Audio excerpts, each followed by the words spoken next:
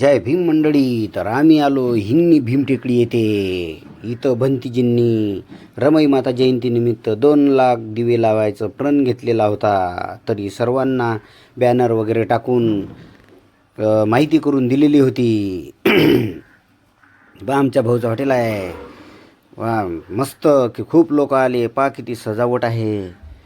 मला तरी वाटते की दिवे लावलेले पण आहेत आणि फक्त ज्योत वाता आणि हे करून त्याला प्रकाशमय करायचंच राहिलेलं आहे. हे पहा आमच्या घरचे. आम्ही पण 5 लिटर तेल आणि दिवे आणि वाता दान दिल्या. भंतीजी म्हणत तुम्हाला यावंच लागते. तरी पण मला भाडं असल्यामुळे मी लेट झालो. तरी आम्ही पळत धावत गेलो. 5:30 वाजेपर्यंत पोचलो. तर कार्यक्रम काही चालू झाला नव्हता. तरी आम्ही दिव्यांमध्ये तेल टाकून वाता टाकून आमचं जे दानपारमिता आहे ते आम्ही पूर्ण केल्या. तरी किती लोक आले पहा. बुद्धविहार म्हटल्यावर लोक येतातच भाऊ. जर माहीत पडलं तर किती चांगलं आहे भाऊ. किती मस्त वातावरण आहे. म्हणून म्हणतो आपलं हे एक विश्वासाचं स्थान आहे. नक्की यायला पाहिजे. आमच्या घरचे तर खूप श्रद्धावान आहेत भाऊ. भंतीजी म्हणत तुम्हाला यावंच लागते. तर यावंच लागलं भाऊ.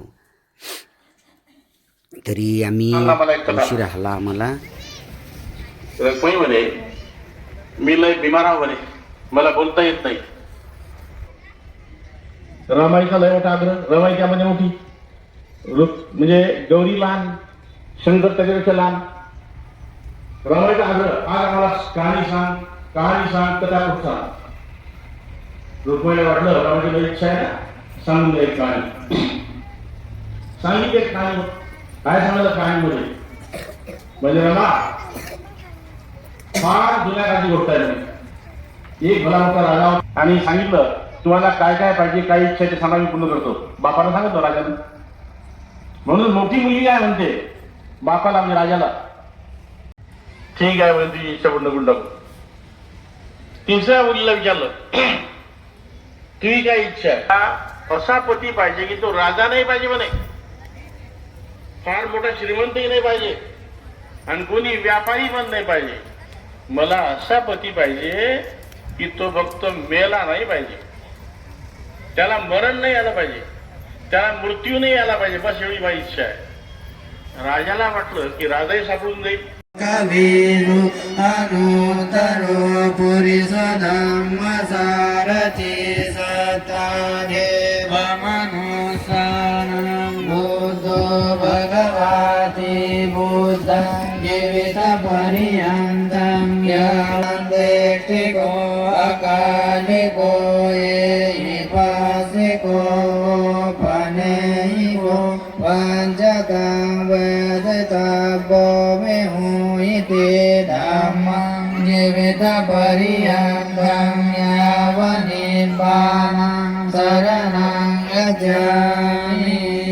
सुपटिपन्नो भगवतो सावकसङ्घो सुपटिपन्नो भगवतो सावकसङ्घो यायपटिपन्नो भगवतो सावकसङ्घो सामीचि पटिपन्नो भगवतो सावकसङ्घो यदितं चत्वारि पुरुषयुगानि अष्टपुरुषभूगलाये समभगवतो सावकसङ्घो आहुनयो पाहुनयो दक्षिणयो अञ्जलिकरणयो अनुत्तरं भूयङ्गेतं लोकसति सङ्गं जीवित पर्यन्तं यावनिर्वाणं शरणं गच्छामि. बाळ गंगाधरानंतर राजरत्न यांच्या निधनाने रमाबाईंचे घर एकदम पोरके पडले होते. घरची आर्थिक परिस्थिती अत्यंत हालाकीची होती. आपापल्यांना डोळ्या देखत गमावण्याचे दुःख हे रमाबाई आंबेडकरांनी मूकपणे सहन केले. डॉक्टर बाबासाहेब आंबेडकर जेव्हा परदेशात शिकत असताना त्यांना ही बातमी समजली, पण तरीही रमाबाई आंबेडकरांनी धीर सोडला नाही. दैनंदिन गरजा आणि मुलांच्या संगोपनासाठी त्यांनी एकाठीने राहून दारिद्र्याशी एकाठीने